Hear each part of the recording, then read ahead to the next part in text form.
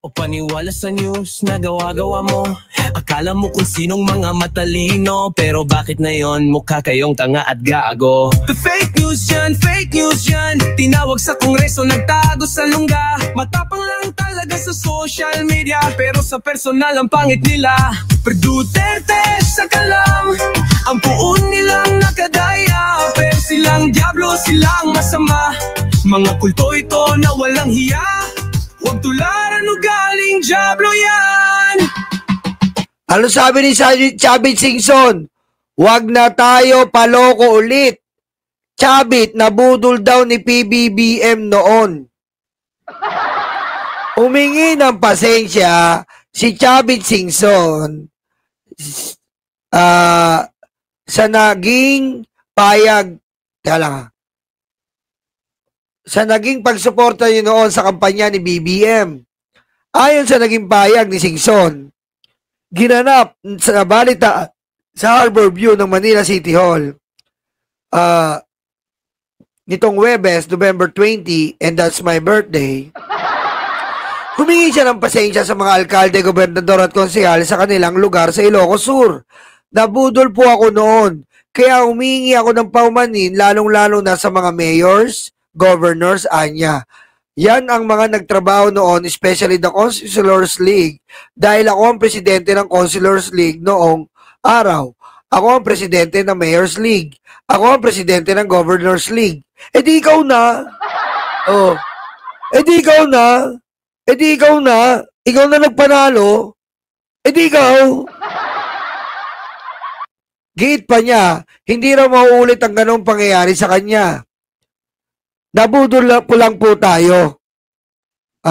Huwag na tayong pabudol ulit, sabi ni Singson. Bukod dito, matatanda ang nagbigay rin ng suwestyon si Singson para kay BBM kaugnay sa dapat gawin sa gitna ng talamak na korupsyon sa ilalim ng administrasyong ito. Sa latest episode ng The Big Story ng One News noong November 11, hinihimok ni Singson na magbitiw sa posisyon si Marcos Jr. para hindi matulad sa tatay nitong si dating Pangulong Ferdinand Marcos Sr. na pinatalsik ng taong bayan sa pamamagitan ng people power. Ang suggestion ko nga, kung mag-resign si BBM, mas maganda para hindi na siya paalisin ng tao kagaya ng mga parents niya, saad ni Singson. Peste. Dagdag pa niya, mas maganda, mas honorable kung mag-resign. Galit ang tao. Sa sobrang galit niya, hindi natin ang alam ang pangyayari. Okay? Galit daw po ang tao. Okay? Galit daw po ang tao. So, kung galit ang tao kay BBM, dapat wala na siya sa pwesto. Imagine, logic lang eh. Doon sa naganap ng mga malakiang rally, nakisawsaw na nga sila sa INC. Pero wala pa rin naganap. Bakit? Matalino po ang tao. Alam ng tao ang nagtatrabaho sa nanggagancho. Ang nanggagancho po dito ay ang mga Duterte. Nanggagancho po sila na kinakala nila sa mga ginagawa nila mga fake news, peking balita, peking naratibo, ay mapapatalsik nila ang ating mahal na Pangulong Bongbong Marcos.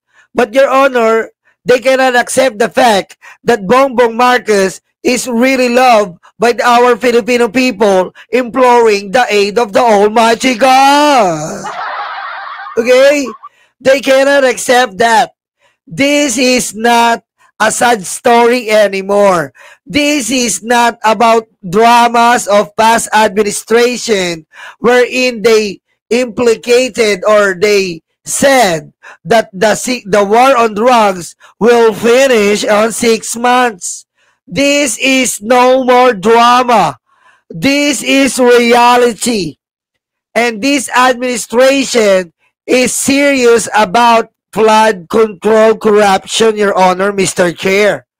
And not the idiot Dutertes that promise our beloved Filipino that the drug will finish in 6 months. Mother, father, brush your teeth. Okay? Kaya, Singson, wala ka maluloko dito. DDS, utak luga, DBS tanga-tanga. DBS. Diba? Wala kang maloloko dito, Chabit. Wala ka pang napatunayan sa buhay mo. Ang napatunayan mo lang, STL. Oh. STL, diyan ka magaling. Puro illegal, diyan ka magaling.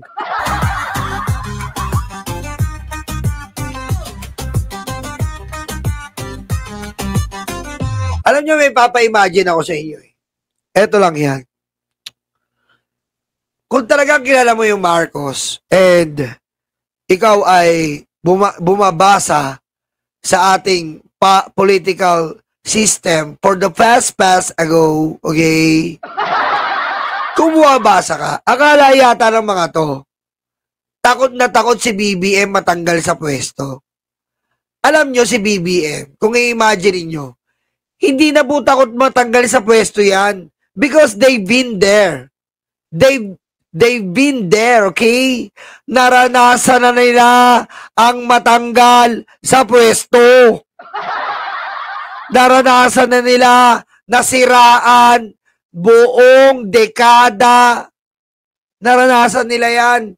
Kaya yung binabato nyo kay BBM, hindi umi-epekto yan.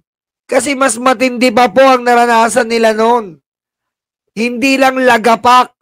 Habang nalulunod sila sa putikan, sinisimento pa sila. Okay? Tama, Orge. They had been there. Huh? They had been there. They experienced this already. But this time, BBM promised that the name Marcos will not be humiliated anymore. That's why he is doing everything he can just to uplift the Marcos name. And as you can see, the president is doing a great job in order to provide our fellow Filipino people. Okay? Ang dami ng paglagapak na nangyari sa pamilya ni Bongbong. Okay? Kaya hindi siya takot. Kung madadapa man siya dito, sanay na siya. Kung may sisira man sa kanya, sanay na siya. Kung tutuklawin siya ng ahas, maaamoy niya na. Dahil nandun na sila dati. Alam na nila yon. Kilala niya sa mga mata niya. Ang mangyayari, Chabit. Pero kahit gano'n nangyari sa kanya, anong ginawa ng Pangulo? Binigyan niya ng tsansa ang bawat isa, walang kulay. Biro mo, si Enrile na lang. Isa sa mga instrumento ng pagkaalis ng tatay niya. Pinagtiwalaan niya. Lahat na may kaugnayan sa martial law, hindi niya na inintindi yun. Ang inintindi niya, ngayong presidente ako, i-revive ko ang pangalan ng Marcos. Lilinisin ko ang pangalan ng Marcos. At ngayon po nakikita natin. Okay? Ngayon po nakikita natin. Kaya, nakakatawa lang to si Chavit Singson. Kasi kung talagang effective ang pinaglalaban nyo, dapat, wala na ang presidente. Wala na si Bongbong Marcos.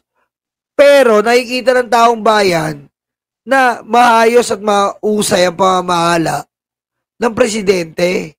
Sino ba ang gustong hindi labanan ng korupsyon? Si presidente yon. Dahil noon, hindi malaban-labanan niyang korupsyon. Dinadaan-daanan lang ng presidente yan. Pero ngayon, tinututukan ng presidente mismo, hands-on siya. Yan po ang tunay na leadership. That's the real president that we should be proud of. Okay? Oh. Kaya minamahal ang presidente, tama po kayo. Minamahal po ang presidente. Hindi po hinahayaan ng presidente na maagrabyado ang bawat isa sa atin. Di ba, ang daming dapat intindihin pero iniintindi niya magbibigay justisya sa ating mga kababayang mahihirap.